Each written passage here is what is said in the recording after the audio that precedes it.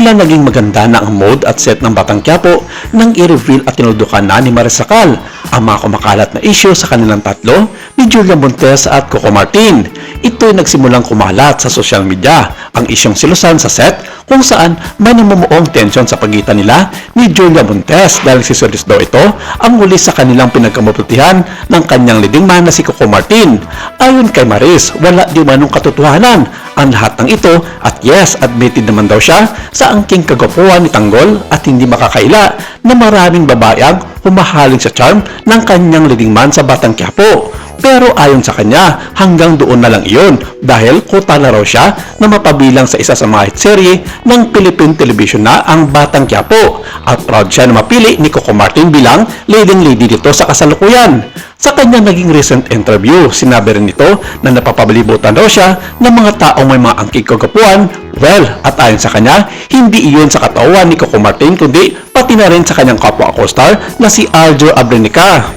Dagdag pa ni Maris na hindi lang daw pang world class ang angking talino ng kanyang kuya Aljur, kundi may angking charm din daw ito sa kanyang gagapuan, lalong-lalo na nang malaman nito na may tinatago di palang talento sa pagkanta. At kung matatandaan, nitong buwan ng Oktubre nang mag-viral si Aljur Abrenica sa social media dahil sa kanyang mga ginawang pag-upload ng ilang mga cover na song na ginawa niya na bagay namang kinagat ng mga netizens. Sabi nga ng mga nakakarami noon na si kinaret daw talaga ni Aljur Abrenica ang pagiging singer na maski si Coco Martin ay nag-request pa sa kanya ng awit na pwede niyang kantahin na agad naman niyang pinagbigyan ayon sa kwento ni Maris Racal. Sa isang video na ibinahagi ni Aljur noong October 31, makikita muna ang making clip ni Coco Martin kasama ang ilang mga crew ng EPJ's Batang Quiapo habang humiling kay Aljur na kantahin ang nasabing kanta.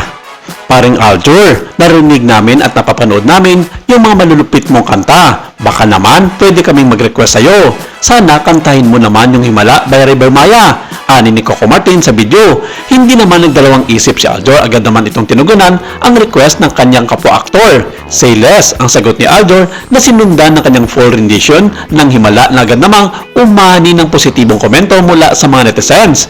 Mapapansin sa video na buong puso at emosyon ang pagkanta ni Aljur dahilan upang maraming nanonood ang napahanga sa kanyang boses. Marami ang nagkomento na on point ang tono at timbre ng kanyang boses, habang ang ilan ay natuwa sa kanyang pagiging natural performer kahit hindi nasa entablado. Ang ibang mga netizens ay nagpahayag ng paghanga sa versatility ni Aljur na ngayon ay tila mas nakikilala na rin bilang online performer sa mga video niyang madalas mag-viral. Sa kabila ng ilang kritisismo na patuloy niyang natatanggap sa social media, marami ang nagsabing deserve ni Aljur ang suporta dahil sa pinapakitang talento at effort sa kanyang mga content. Samantala, nilinaw din ni Maris na madalas naman sila nag-uusap sa set ni Julia Montes at wala namang silang breakthrough na may pag-iinala sa isa't isa. Makikita naman daw sa galaw ni Julia na malaki ang tiwala niya sa kanyang partner na si Coco Martin at trabaho lamang ang ginagawa nila para bigyan ng magandang palabas ang mga sambayan ng Pilipino. Sa ngayon, nasa limelight ang Batang Quiapo at patuloy itong namamayagpag sa ere at pinag-uusapan ang bawat araw ng mga eksena nito.